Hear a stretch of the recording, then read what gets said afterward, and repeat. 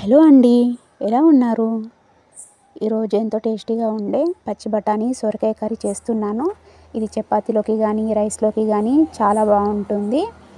ఛానల్ని కొత్తగా చూస్తున్న వారైతే ఛానల్ని సబ్స్క్రైబ్ చేసుకోండి, అలాగే లైక్ చేయండి.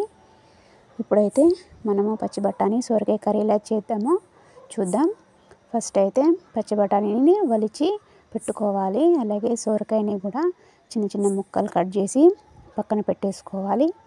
తర్వాత సొరకాయ ముక్కల్ని పచ్చి బఠానీని కూడా మంచిగా క్లీన్గా వాష్ చేసుకొని ఒక కర్రీ కుక్కర్ని తీసుకోవాలి. అందులో ఒక 6 టేబుల్ స్పూన్ల వరకు ఆయిల్ వేసి అది వేగాక జీలకర్ర, వెల్లుల్లిపాయలు, అల్లం వెల్లుల్లి పేస్ట్ వేసి మంచిగా ఫ్రై చేయనివ్వాలి.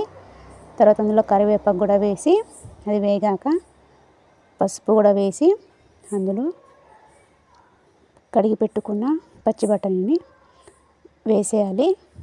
అవి వేసిన తర్వాత మనము పచ్చిమిర్చి, ఉప్పు వేసి నూరి పెట్టుకున్న కారాన్ని అందులో వేసి ఫ్రై చేయాలి. ఒక 5 నిమిషాల పాటు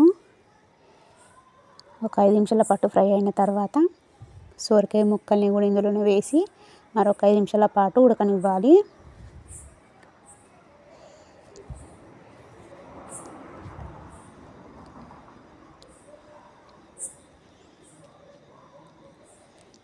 ఈ 5 నిమిషాల పాటు ఉడికిన తర్వాత ఒక గ్లాస్ నీళ్ళు పోసి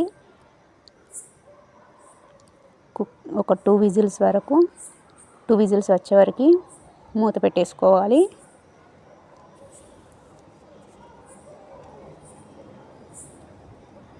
ఇక్కడైతే నేను చపాతీ చేస్తున్నాను. ఈ కర్రీ చపాతీలోకి అయితే చాలా బాగుంటుంది. ఇప్పుడైతే మనకి 2 విజిల్స్ వచ్చాయండి. ఇప్పుడైతే నేను విజిల్ తీసి కలబెడుతున్నాను. ఇది మరి కాస్త దగ్గర పడేంత వరకు ఉడకనివ్వాలి.